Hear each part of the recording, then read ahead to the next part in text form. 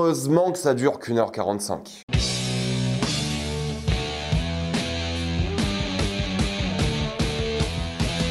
The Marvels. Comme d'habitude, jusqu'à la minute indiquée dans le titre de la vidéo, il n'y aura pas de spoilers, parce que vous êtes tranquille, après on va tout spoiler. The Marvels est l'histoire de 3 super-héroïnes qui, à chaque fois qu'elles utilisent leur pouvoir, changent géographiquement de place entre elles. Elles permutent de position à chaque fois, et avec ce défi, elles doivent affronter une méchante qui veut faire du mal à la galaxie. Je pense qu'on doit vraiment en parler de ce film. Mais avant, j'aimerais remercier le partenaire officiel de celle-ci, vous le connaissez, CyberGhost VPN et ses 38 millions d'utilisateurs et presque 5,5 sur Trustpilot. Vous le savez, on a l'un des pires catalogue possible en termes de streaming. On a plein de films qui sont pas encore dispo, faudra attendre au moins 1 an et demi, comme par exemple Indiana Jones 5. Beaucoup d'entre vous l'ont pas vu en salle, vous pouvez le voir sur Disney+, par exemple, dans plein de pays différents, comme la Belgique, la Suisse, le Canada. Je crois qu'il sort le 1er décembre, pour être précis. J'ai cité ces pays-là car ils ont la VOSTFR et même la VF pour ceux que ça intéresse. Et en plus de ça, il y a plein de films trop cool, comme Across the Spider-Verse, qui est déjà disponible sur Netflix, et même Talk to Me, que je vous conseille aussi. Vous pouvez aussi découvrir plein de sports gratuitement, comme des courses automobiles. Si vous êtes un gros consommateur de YouTube comme moi, vous avez évidemment YouTube Premium qui est beaucoup moins cher dans des pays comme l'Inde, l'Argentine ou des pays de l'Union Européenne. Vous serez bien plus grande sécurité avec un VPN, que ce soit la Wi-Fi de l'université, la bibliothèque ou de l'hôtel. Vous pouvez partager un compte avec 7 personnes au total, c'est disponible sur tous vos appareils préférés. En quelques clics, c'est fait sans aucun problème. Vous pouvez séparer vous-même car vous êtes satisfait ou remboursé sous 45 jours et vous avez une assistance technique en français 24h/7. Utilisez le lien dans la description, encore épinglé, afin de vous abonner à CyberGhost VPN pour 83% de réduction plus 4 mois gratuits.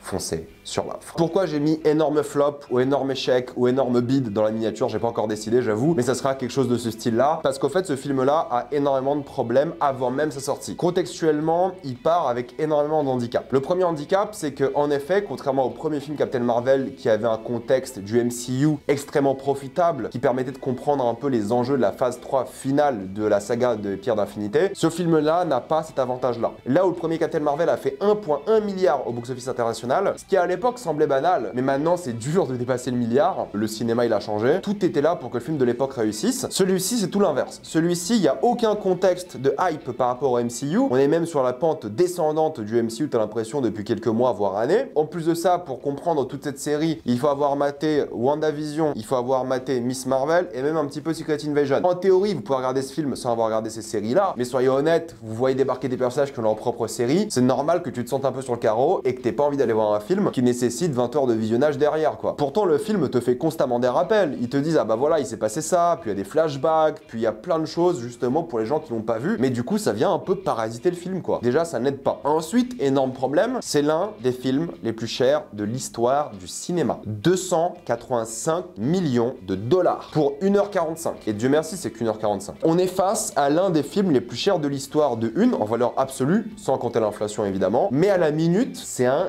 délire. La minute a coûté cher. Il y a un manque de hype par rapport au MCU. Il faut avoir regardé plein de séries avant pour comprendre, et d'autres films aussi d'ailleurs. Et en plus de ça, ils sont face à l'un des films les plus chers de l'histoire, et ça ne ressemble à rien. Je suis un peu méchant quand je dis ça. Et pour finir, et c'est encore plus drôle, on est encore en pleine grève des acteurs. Donc les acteurs n'ont pas le droit de faire la promotion des films. Donc le film sort même sans beaucoup de marketing. Et c'est pour ça que c'est attendu comme l'un des plus gros flops du MCU. Vous vous attendez peut-être à ce que je déglingue le film, et je vais en partie le faire, parce qu'il y a des choses encore une fois inexcusables, surtout avec un budget comme ça. Tu m'aurais dit le film 100 millions, comme à l'époque il y avait cette rumeur. 100 millions, j'aurais fait, bah en vrai ça passe. Mais 285 millions, c'est pas possible. On va commencer par ça du coup, hein, les gros points négatifs. Mais il y aura aussi des points positifs, croyez-moi. Les gros points négatifs, c'est qu'il y a énormément de séquences qui ne ressemblent à rien. J'exagère un petit peu quand je dis ça, mais tu vois énormément le contour des visages par rapport au fond vert ou par rapport au volume. Je sais pas quelle technologie ils ont utilisé. Peut-être un mélange des deux. Tu vois les limites justement de tous les acteurs. Il y a des grosses lumières blanches à certains moments qui vont taper la gueule des acteurs, et tu vois aussi le décor. Tu vois vraiment les limites aussi, et ça te sort complètement du truc. Il n'y a pas de profondeur dans la majorité des décors, et à la limite que tout le film soit comme ça, c'est peut-être un style, à la limite. Mais parfois, il y a des séquences qui sont dans des endroits fermés qui existent, par exemple des maisons ou un vaisseau spatial, et ces endroits fermés-là, la différence est claire et nette. C'est bien filmé, la caméra bouge de manière dynamique dans le champ, les scènes d'action dans ces moments-là sont plutôt cool, ils se font vraiment plaisir avec, c'est bien éclairé, t'as une sorte de contraste, tu sens une vraie liberté dans les mouvements de la caméra caméra, des acteurs. Ils se sentent pas bridés par les décors, par les équipes d'effets spéciaux qui vont devoir faire un travail formidable derrière pour sauver le truc. Il y a des séquences, je vous jure, c'est digne de Disney+. On parle d'un film qui est, je crois, le 16e film le plus cher de l'histoire. C'est pas une blague, tout de même. Et il y a des séquences, vraiment, en termes d'effets spéciaux, c'est inacceptable. Pour un film de ce prix-là. Alors oui, c'est pas de Flash, je vous le dis tout de suite. En vrai, ça passe. Mais ça passe sur Disney+.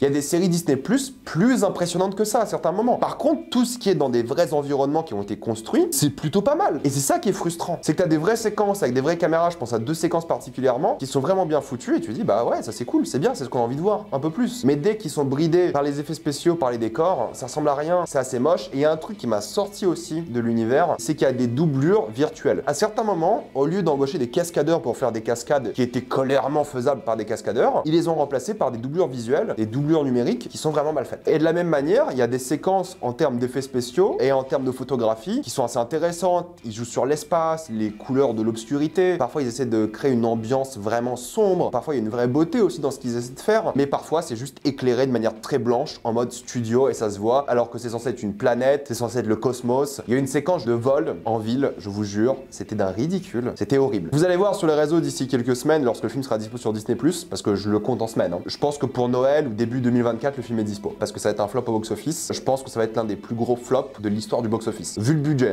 ça va être un carnage. J'estime à 400 millions maximum au box-office. Je pense que le bouche à oreille va marcher un petit peu parce qu'il y a des choses positives, mais franchement, c'est assez moche. Et c'est dommage parce qu'il y a des scènes plutôt bien foutues, plutôt jolies, où ils essaient d'instaurer une ambiance, mais ça va trop vite, t'as jamais le temps de te poser. T'as des conflits entre personnages qui auraient dû avoir plus de temps à l'écran au lieu d'avoir des scènes d'action débiles à la con, pas très jolies, qui ont pas d'enjeu. T'aurais dû avoir des séquences où les personnages se parlent, où il y a des vrais traumas qui doivent être explorés, il y a des conflits qui sont vraiment rapidement résolus, on en parle en spoiler. Ils ont préféré faire du grand spectacle d'effets spéciaux avec des scènes d'action qui ont pas beaucoup d'enjeux. T'as des scènes de combat où il y a 20 figurants, tu te demandes mais attends, Disney, Marvel, vous avez eu le pognon. Et t'as des scènes de combat avec 20 figurants quoi, ça c'est ridicule, avec des chorégraphies pas intéressantes et des effets spéciaux très discutables. Et les effets spéciaux sont clairement pas finis. Mais ça c'est pas la faute des artistes, c'est la faute de Marvel qui fout la pression à tout le monde. Vous allez voir dans 3 mois, il y aura des interviews d'artistes qui ont bossé 16 heures par jour pour faire ce film, pour qu'il ressemble à ça. C'est évident. Donc ça c'est pas acceptable, vraiment. Au lieu de prendre du temps sur des personnages, sur des enjeux, ils ont préféré perdre du temps sur des effets spéciaux dégueulasses, sur des scènes d'action au vaisseau pas très intéressantes, sur des combats pareil inintéressants. Donc visuellement c'est pas fou, alors qu'il y a quelques petites fulgurances. Et le pire dans cette histoire là, c'est qu'en termes de mise en scène, il y a plein d'idées trop cool. Le fait que les super-héroïnes peuvent changer de position géographique, ça permet de faire plein de choses trop cool avec la mise en scène, où une scène d'action peut commencer avec Captain Marvel, et pendant l'action même, imaginons un coup de poing, ça peut couper sur Kamala, et c'est vraiment fluide et bien foutu, et t'as une séquence qui utilise vraiment bien ce principe, et ensuite t'as une séquence de montage, sans spoiler, où elles apprennent à utiliser ce pouvoir, qui n'est jamais utilisé à la fin. Le but du film, c'est qu'en tant qu'équipe, elles se concertent, elles arrivent à se comprendre, utiliser leur pouvoir ensemble, et c'est jamais vraiment utilisé à la fin, c'est jamais vraiment utilisé, mis à part au début et dans le montage, et c'est un gâchis total. Super idée, très mal exploitée, ou très peu exploitée je dirais même, parce qu'en soi c'est bien exploité, mais pas assez. Il y a une séquence en animation, parce que c'est Kamala qui dessine au début du film, qui est vraiment trop chouette, qui m'a fait sourire comme un débile au cinéma, je me suis dit putain il y a du cœur, il y a de l'émotion, il y a un truc, jamais réutilisé. Ils auraient dû faire plusieurs séquences en animation je pense dans le film, et il y a une autre séquence, alors là j'ai pas envie de spoiler, qui aurait dû d'après moi être tout le film. Il y a une séquence qui est trop bien, je dirais même qu'il y a 2 séquences qui sont vraiment au-dessus, qui sont drôles, qui ont du cœur, qui sont vraiment intelligentes par rapport aux personnages, au contexte même un peu géographique, au contexte religieux, au contexte culturel, qui sont trop bien, ça dure trop peu de temps. Typiquement Marvel, ils ont de bonnes idées, avec parfois une bonne mise en scène, mais ils exploitent jamais à fond l'idée parce qu'ils ont peur de sortir de leur carcan habituel du Marvel, du MCU, des scènes d'action avec plein d'effets spéciaux, et ça gâche beaucoup du film. Et je trouve même que la relation entre personnages est vraiment ratée, sauf tout ce qui concerne Kamala. Mais alors Rambo par exemple, en termes de charisme, l'actrice elle essaye, en termes de développement, en termes de relation avec les autres personnages, c'est d'un raté. C'est trop dommage. Et même Captain Marvel, elle a un vrai trauma et un vrai tourment psychologique dans le film, c'est parti trop vite à la poubelle. Honnêtement, pour moi, t'enlèves la grosse séquence d'action du milieu et tu développes les personnages, tu les fais parler, parce que c'est là que ça marche, quand ils se parlent, quand ils discutent, mais ça va trop vite et les problèmes sont réglés trop rapidement. En plus, la méchante n'aide pas du tout. L'actrice, c'est Zawa Ashton. C'est rigolo parce que je crois que c'est la femme de Tom Hiddleston. Elle essaye, mais son personnage, encore une fois, est intéressant sur le papier, mais la manière dont elle est exploitée, catastrophique. Pourtant, l'idée est géopolitiquement d'actualité. J'ai trouvé ça vraiment long,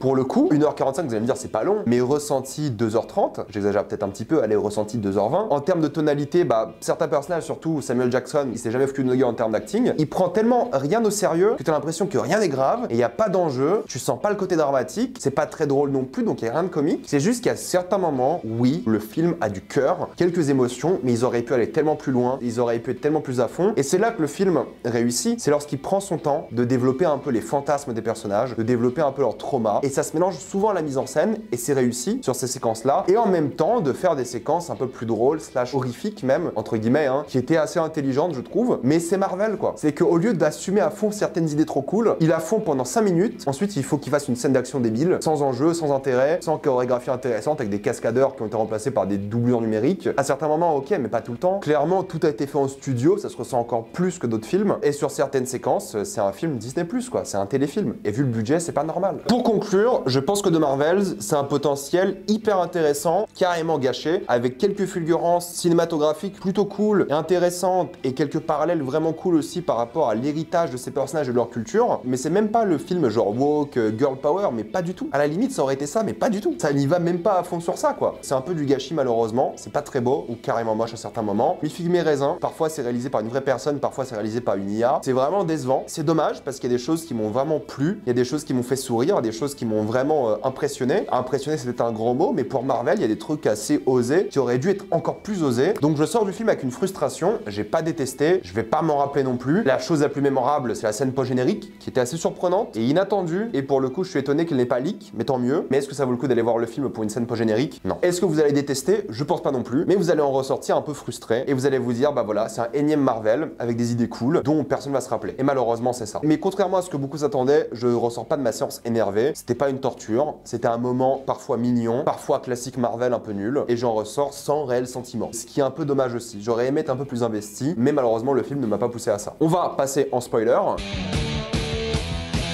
Je vous jure, le caméo de Tessa Thompson, j'ai l'impression que c'était un gros doigt d'honneur à beaucoup d'intrigues du MCU. Surtout Secret Invasion. Toute l'histoire de Secret Invasion, c'est où est-ce que les Skrulls vont habiter. Vu qu'ils n'ont pas d'habitation, ils se rebellent. Et pendant tout ce temps, bah t'as New Asgard qui existe. Et dans ce film-là, ils se sont rappelés de New Asgard. Ils ont fait, ah mais au fait Valkyrie, va emmener les Skrulls à New Asgard. Je suis désolé, mais ça m'a fait rire. Les séquences trop cool, évidemment, c'est la première séquence où elles échangent leurs pouvoirs. Et elles commencent évidemment à se battre dans la maison. La maison, c'est un super décor, sauf quand ils ouvrent la porte et tu vois genre le crâne de Nick Fury tout blanc. Tu comprends que derrière c'est un studio avec plein de lumière, mais une vraie séquence d'action bien foutue, drôle, avec une musique vraiment punchy, qui se passe en même temps qu'une séquence dans un vaisseau spatial qui a un design rond, du coup la caméra peut vraiment traverser, les cascadeurs peuvent se battre et c'est plutôt cool, et les acteurs qui changent à chaque fois, et le changement est à chaque fois super fluide et bien foutu, c'est super comme séquence. Pourquoi est-ce que pas toutes les scènes d'action étaient comme ça, surtout la séquence d'action finale? T'as une méchante inintéressante, mais t'as quand même 3 personnages qui auraient dû utiliser à fond leur pouvoir pour la défoncer. Mais au fait, même pas, et c'est trop dommage. Dans aucune scène d'action, mis à part une sorte de montage dans le vaisseau,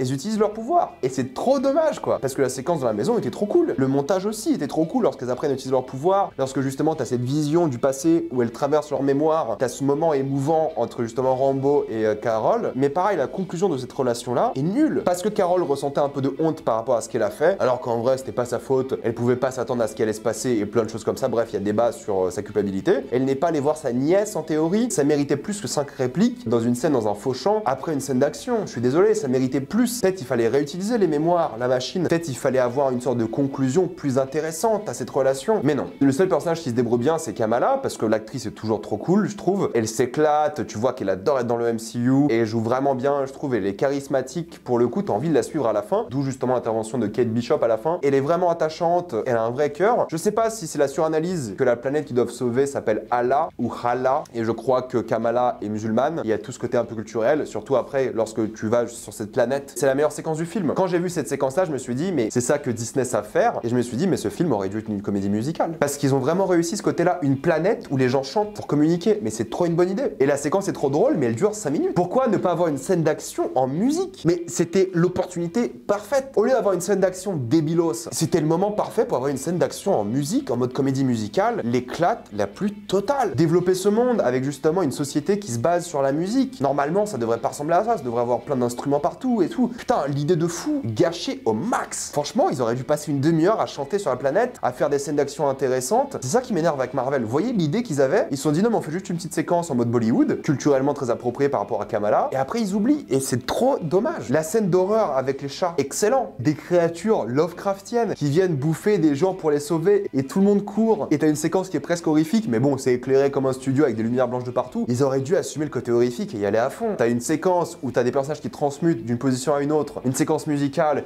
une séquence horrifique, c'est trop drôle et réussi quoi. Mais il y a que ça. Et c'est trop dommage. Tout le climax est une déception absolue. Une scène de combat dans une sorte de bureau de l'espace, trop nul, avec un sacrifice que tu savais très bien allait mener vers le multivers. Sacrifice facile, certes, mais au moins ça permet de donner la scène post-générique avec les X-Men, qui était inattendue pour le coup et je suis content. J'aime bien le design de Beast. Mais le méchant, pareil. Le méchant, c'est quelqu'un qui a subi une attaque terroriste, qui veut se venger et qui crée un groupe radicalisé, qui veut se venger du monde et veut sauver son territoire. Est-ce que ça vous dit pas quelque chose? Et pourtant, l'actrice, elle en fait des tonnes. Je pense que c'est pas sa faute, c'est la direction. Hein. Elle est dans l'abus, dans les clichés. Et tu dis, mais trop dommage. T'aurais dû avoir un personnage radicalisé intéressant plutôt qu'une caricature d'un personnage qui avait des vraies raisons, entre guillemets, de se radicaliser. Ou en tout cas, des raisons compréhensibles. Ils auraient dû peindre Captain Marvel encore plus comme la bombe atomique ou une figure terroriste. Mais non, ils ont pas les balls. Et ça, c'est frustrant. Parce que dans tout ce film-là, il y a plein d'idées trop cool qui auraient pu faire un film à la fois drôle, sérieux, avec plus de cœur, mais c'est enfoui dans le manque de courage de Marvel, le manque d'audace, et tout ça dans un package qui coûte extrêmement cher. Je suis moins énervé par rapport au film que je pensais l'être à la sortie, mais c'est quand même hyper décevant. Surtout vu les fulgurances et les petites idées qui auraient pu donner de grandes idées. C'est un peu dommage, mais j'ai envie d'avoir votre avis. Mettez-le moi dans les commentaires. Avez-vous adoré ou détesté? J'ai envie de savoir. Comme d'habitude, pensez à vous abonner à la chaîne pour voir les prochaines vidéos. Mettez un j'aime, ça aide beaucoup la chaîne. Suivez-moi sur tous mes réseaux pour plus de débats, critiques, actualités et concours. Et avant de quitter cette vidéo, pensez à utiliser le lien dans la description, dans le commentaire épinglé, afin de débloquer toutes les formes de streaming en toute accessibilité et sécurité. Tout ça pour 2,03€ par mois, plus 4 mois gratuits. Foncez sur l'offre. Et moi, je vous dis à la prochaine fois. Salut à tous.